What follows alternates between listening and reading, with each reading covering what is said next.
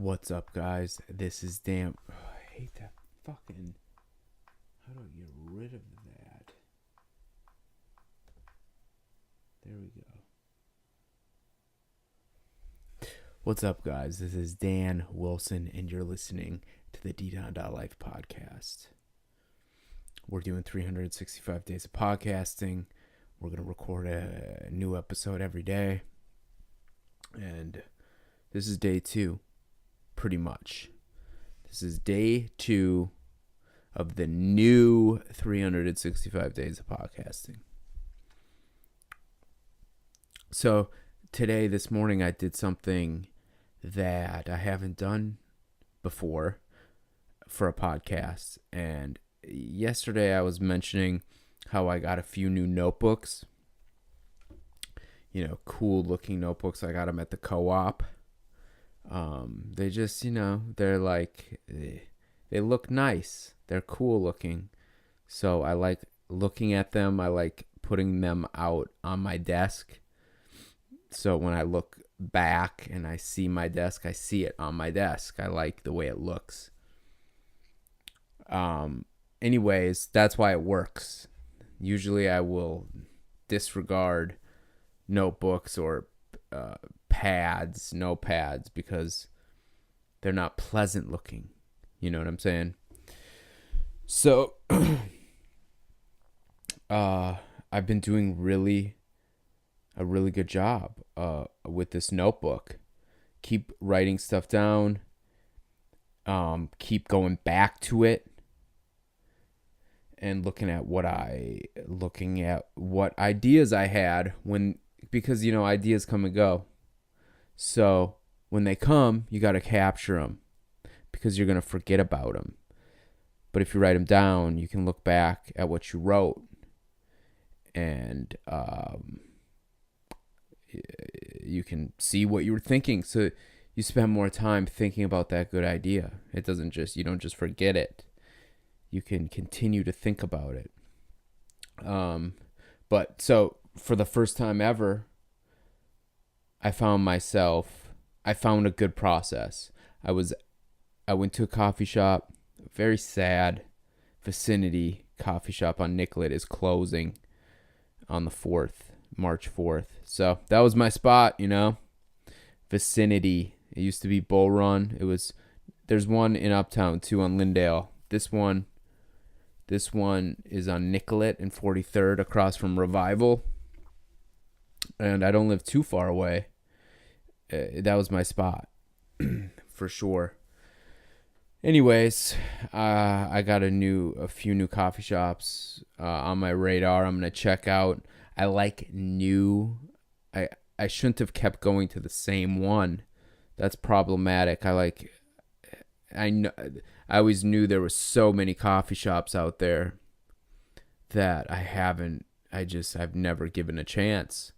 So I think that I'm going to hop online, and start checking out when I know where I'm going to be a certain day, because I have an appointment on that day on my schedule.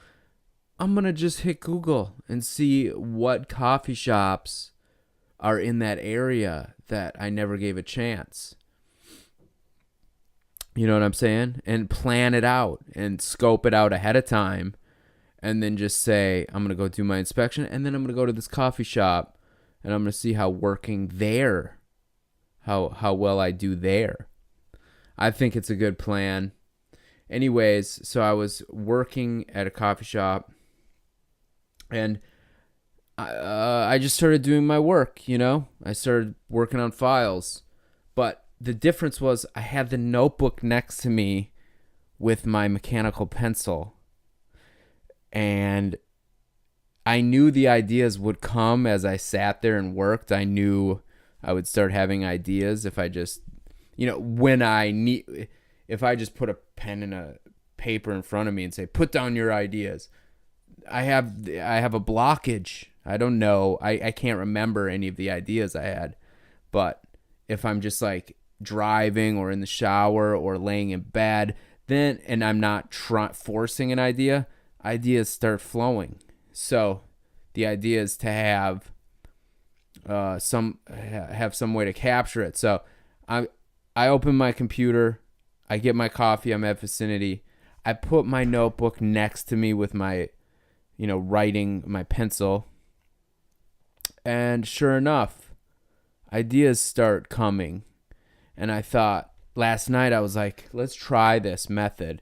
Let's try this method of making sure that you have a pen and a pad, a notebook, everywhere you go.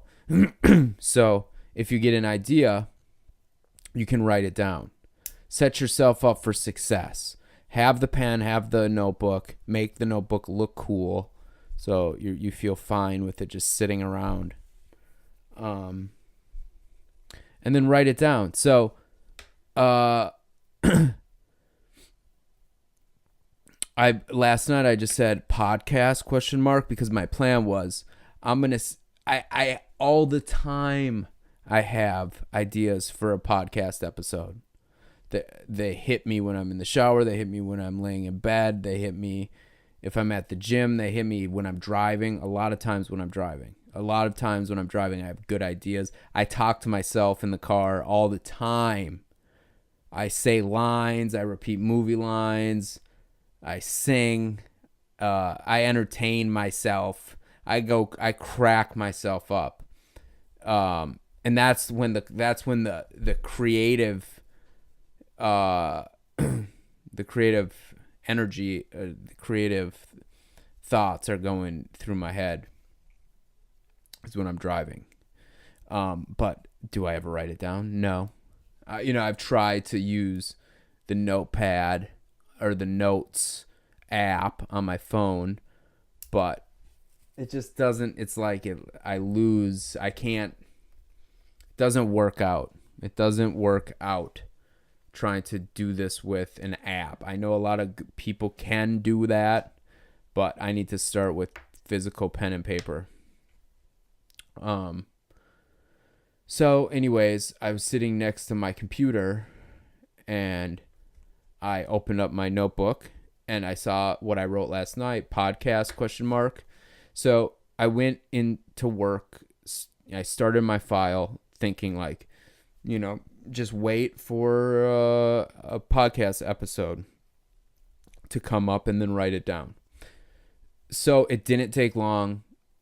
I thought of a few of them, but I guess the one that I chose was it was the freshest in my mind. And I could go off way long tangent on the backstory. I could go off on side tangents, and it could be a really long, in-depth story. I'm going to try to tell it condensed. I'm going to try to condense it down and give the minimal information. And not go off on these side tangents or go to the backstory. And I don't even know. It might not even be a good story. When it happened, it was awesome. Okay, it was amazing when it happened, but we'll see if I can make it sound as cool as it felt when it was happening. So I was in Sedona. I started going into my first time in Sedona was 2010, but I went back in 2013 with Nick because we were staying in Scottsdale at his grandma and grandpa's condo. They have a condo in Scottsdale. So we went down for like a month. This was 2013. And one of the weekends we were like, let's go to Sedona. We want to do some hiking. So we went to Sedona and we met Peter and he took us to the top of Bell Rock. And I was only there for like a day or two. I was there for 2 days. That wasn't enough. So like I went back in 2014. I saw Peter, I think 2 times in 2014, 2 different trips. I went back in 2015, saw him again. But in 2013 and 2014, when I went to visit him, he was out in Magic Land, which that was the name of the realty company, Magic Land Realty. But it was a part of Sedona where you have to, it's like it's on the east side of the creek. Okay, east side of the creek is Oak Creek Village, the village of Oak Creek. I don't know if Sedona's over there actually. If the city, I think so. Right, so West Sedona is on the west side of the creek, and that's pretty much West Sedona, downtown, uptown. It's all on the west side of the creek, and then over on the east side of the creek, no, is east side of the creek is also Sedona for sure. Yeah, absolutely. And but anyways, I think he lived in the village of Oak Creek. Maybe it was in Sedona. I'm not sure. I think it was in Sedona where he lived in 2013, 2014. But he had an awesome house. He had a roommate, Cher, who makes just amazing art. And she just produces art. She pumps it out. She's constantly making cool shit. And she is I think a very good example of what people should do. She is utilizing, to me, I love her stuff because she focuses on her dreams, and she dreams, and she has clear dreams, and she keeps, dream journal and stuff. And then she paints all of the things she sees in her dreams. So she got that system going where she fucking dreams, and then she paints and makes the artwork of the dream world. And the artwork is so amazing. You can go and get her. She did like an oracle card set. Awesome. It's just, I love it so much. Anyways, the reason I found out about it is because Peter lived with her, and her artwork was everywhere in the house. And she had amazingly giant crystals, and there was just a gong, I think, and just cool place. So first time I ever seen that kind of stuff, and it was just awesome. And I thought her artwork was so cool. Anyways, I stayed the night there, a couple nights in Magic Land, and it was just magical. It really is. You're out in the middle, sort of in the middle of nowhere, and you have to go down a long dirt road to get there, and it's hilly. And there's no lights. There's no street lights or anything. So in the dark, it is just like you're going down this dirt road in the pitch black for a long time. And so his house is kind of out in the country area a little bit. Inside the city, but it's, Sedona. He's out in the woods, in the sticks, sort of. And it just, when I first stayed there, it left I was only there for a couple days, but I remember those couple days like it was an amazing couple days. So when I would go back to Minneapolis, like halfway through the year, I would start having dreams of Sedona because I was there, so now I knew what it looked like, and my brain recreated it. But I got like how much can you learn a place really in a couple days? You don't know. You see some, like I saw some rock structures. I did some hikes. It all that shit entered my eyes for a couple days, but I didn't know. I didn't explore. I didn't know. I didn't go down that many roads in Sedona. I didn't see that many views. I didn't do that many hikes. So I didn't really know it. I just got like 2 or 3 day version of it. So in my mind, when I went back and remembered it, I was rendering it out in my mind, not how it actually was, but just like how my mind remembered it, which was not accurate to how it really is. You know what I'm saying? So I would have, it would be in my dreams. I dreamt about, I had like several really cool Sedona dreams where I was back in Sedona, and I was just out in the country, or a few different ones. A couple of them had a reoccurring theme though, where I was over in West Sedona and I was in trouble, and I was all by myself, and someone was chasing me, and I had to cross over the creek to get into East Sedona and Oak Creek. And there is no bridge. You have to go all, in real life, in reality, you have to go all the way around to get to that point. There's no crossing points other than going around.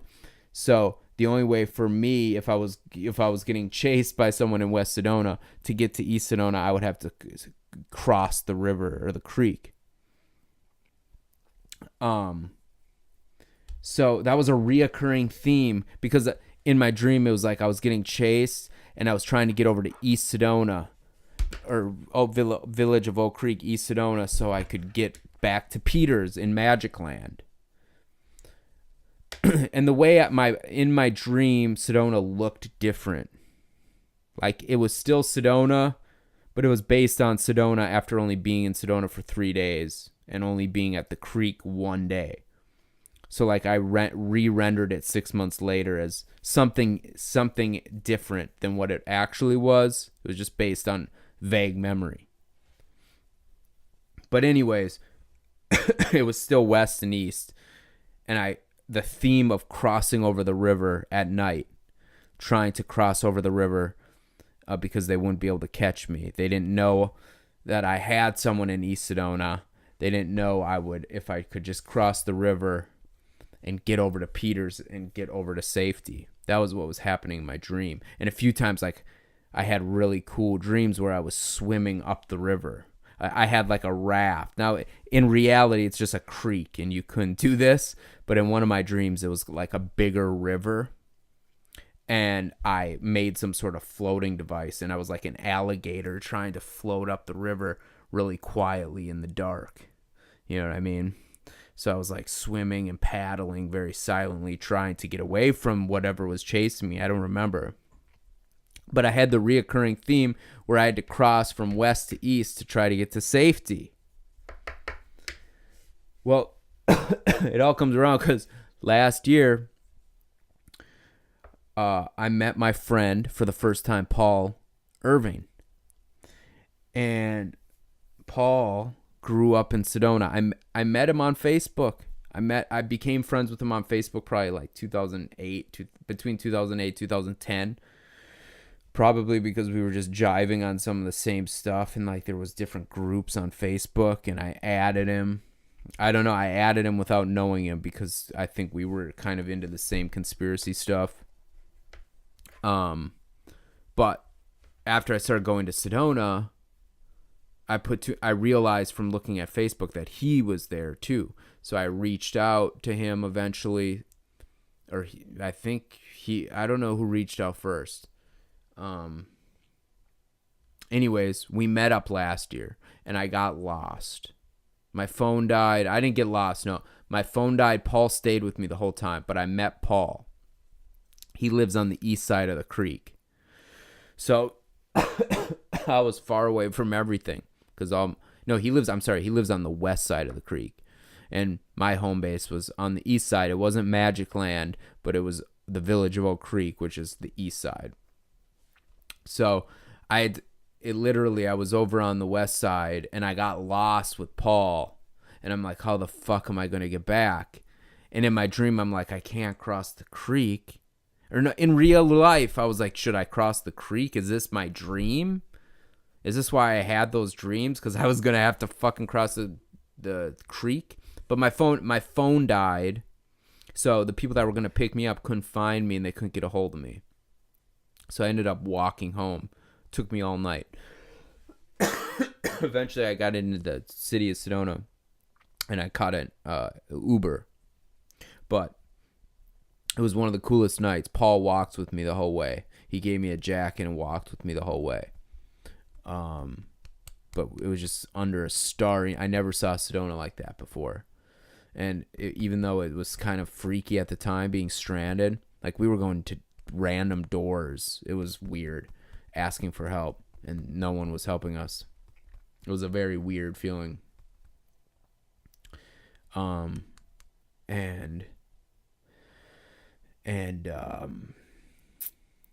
Anyways, so I eventually got back, and that's a whole nother story, what happened after that. And anyways, this year, that year I didn't have a car. This year I had a car.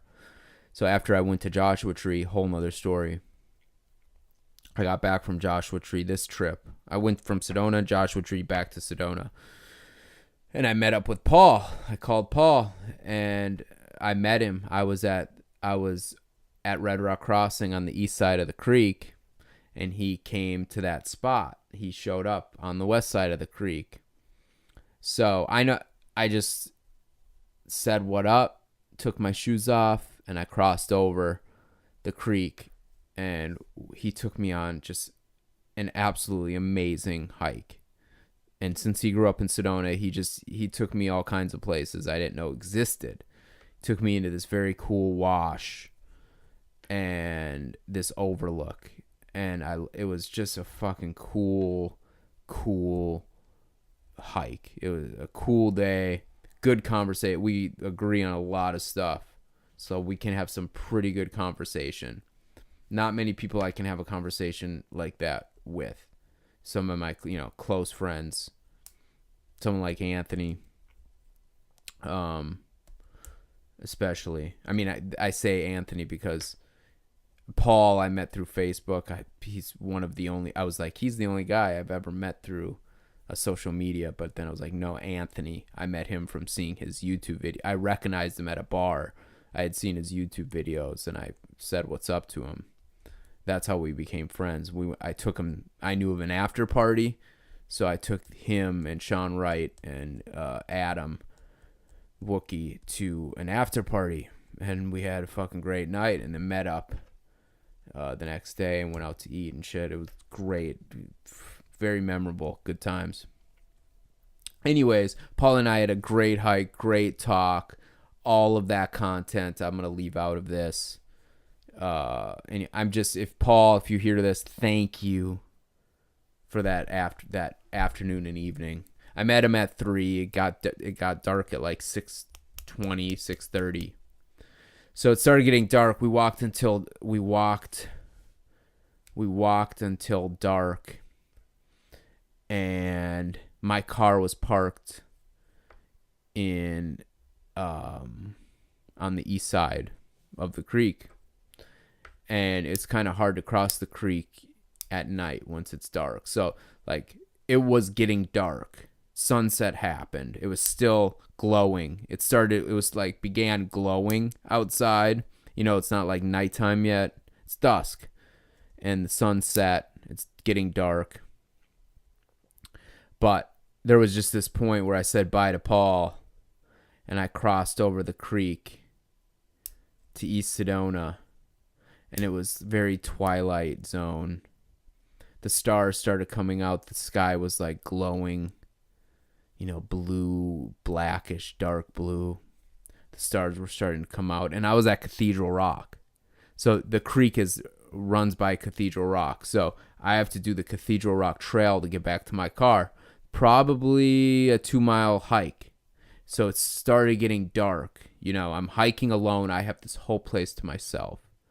This whole majestic giant rock. I don't see anyone else out there. And it's starting to get dark, but it's okay because I know the trail. But I was a little freaked out because my phone was dead and it was starting to get dark. So I'm going to do this trail. I've done it before. I've also got lost on it before, but I know it. So I'm confident. And so I started hiking Cathedral. And right before I get to my car, I'm at the base of Cathedral. But I'm still pretty high up because the trail is kind of higher up. And the stars are starting to pop. I'm looking at the amazing colors. I'm at the base of Cathedral Rock. I have this giant rock structure behind me. It's warm out, warm enough. And that hike was... So then I sit down and I do 100 breaths of Wim Hof. I do 100 Wim Hof breaths. I do 3 sets of breath retentions. And I just sit there and I hold my breath for a pretty long time. I didn't time it, but I was holding it for a long time. And then I would take the giant breath in, and all the adrenaline and brain chemicals just flood your body.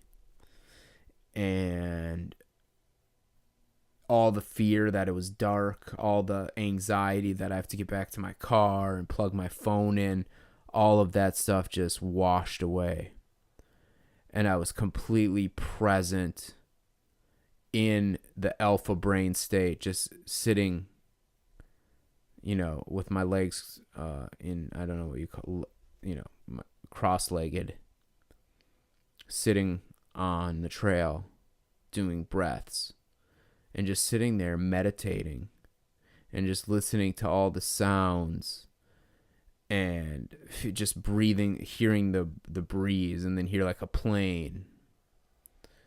And it's like starting to get pitch black, and I can see the stars, and I can hear wind, and it's just, I'm completely out on this giant rock structure by myself, and it's starting to get dark, and I just did 100 breaths of Wim Hof, so I'm just vibrating off of that. And it was the closest thing to those dreams. It was the closest thing to those dreams and the dream world that I've ever experienced. It was the best hike I've ever been on. It was probably the most beautiful moment ever for me that I ever experienced in my life. And it had I had to cross the creek from the west side to the east side to get back to my car, and it was getting dark, so I kind of had to do it hastily. And it was after just this amazing conversation I had. In our conversation, literally, he met me at the shore of the creek. I crossed the creek, put my shoes back on. He took me on a fairly long, awesome hike to all this new shit I didn't see. And we had an awesome conversation. Super mystical and majestic and mysterious. That's all I was feeling the whole time, and just in awe of the beauty and seeing Sedona through the, he was giving me a very, special tour of the trails that I never knew were even there, and hills and ledges that I had no idea were there, and then a awesome wash that meets up with the creek, and just really cool rock structures. We just hopped around on it. It was fun. It was very fun and etheric. It was like I said, the closest thing to the dream world that's ever happened in reality. Crossing, the conversation was great time with Paul.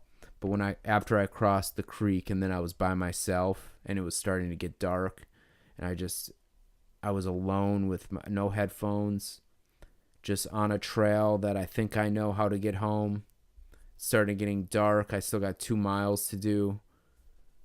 And that's when all the dreamy, magical stuff happened.